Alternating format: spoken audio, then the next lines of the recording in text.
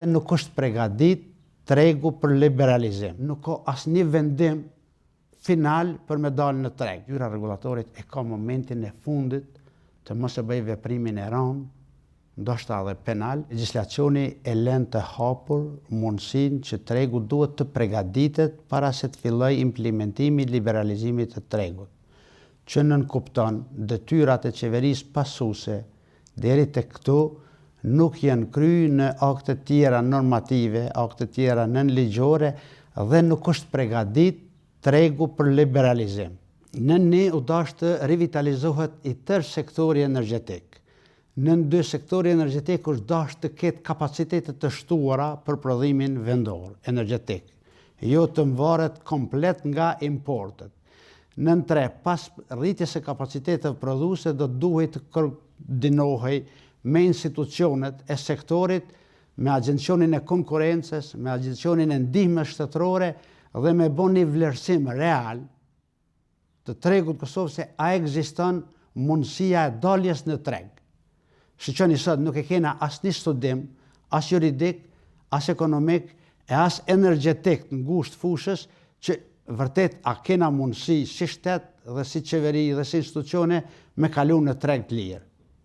Dhe ka detyrë nga aktet ligjore të mahershme që ZRE-ja me i kry këto procedura pregaditore, që qeveria u dasht me i kry këto detyra dhe nuk i ka kry. Pra nuk ka kriju mundësi që institucionet të cilat e vlerësojnë konkurrueshmërinë në treg me dhënë mendim se kena asnjë shkronjë nga Agjencioni i Konkurrencës. Nuk e kemi asnjë vlerësim nga ndihma shtetërore, që është institucion shtetëror, kushtetues. Dhe sot obligohen qytetarët, praktikisht bizneset, pa këtë analizë me marrnin.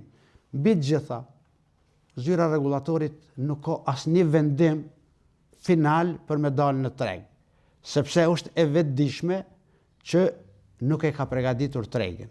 Dhe çka ndodh e mshifet pas një norme tjetër juridike thot informim. Sepse po të kishte vendim, sigurisht kompanitë caktuara do ta ankimonin se s'ka vendim pa të drejtë ankese. Dhe tash ju ka mundësia bizneseve të caktuara që me marrë vendimin dhe me pa alternativën apo mundësinë e ankimimit. Dhe tash në mënyrë fiktive, normalisht zyra rregullatorit është vetëm implementuesi politikave të qeverisë, fatkeqësisht, edhe pse është me legjislacion i pavarur, tash po implementon politikat e qeverisë, e cila po i dikton 1300 biznese me shku te monopoli, me shku vetëm të një biznes.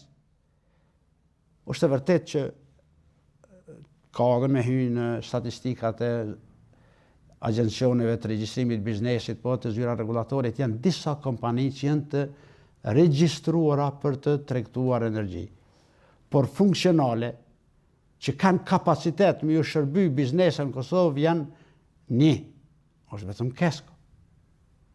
Pra këtu kemi monopol në mënyrë absolute. Dhe ky monopol është duke u bërë me aprovimin e heshtje të qeverisë. Në momentin që konstituohet kuvendi, ne do të ngritim shqetësimin tonë dhe do të kërkojmë që zyra rregullatorit të energjisë të jap raport. Çka do të kërkojmë? Do të kërkojmë në rand të parë, ai ka implementuar aktet ligjore dhe nënligjore të vetat që i kanë nxjerrë. Shiqoni, zyra rregullatorit kanë nxjerrë në 2017 për herë të fundit me sa mbaj mend uzusin se si duhet të përgatitet tregu i lirë energjetik. Dhe diku në nenin 2 apo 3, mund të gaboj, janë kushtet e liberalizimit të tregut, që duhet t'i plotëson shteti, rrethonat, ekonomia.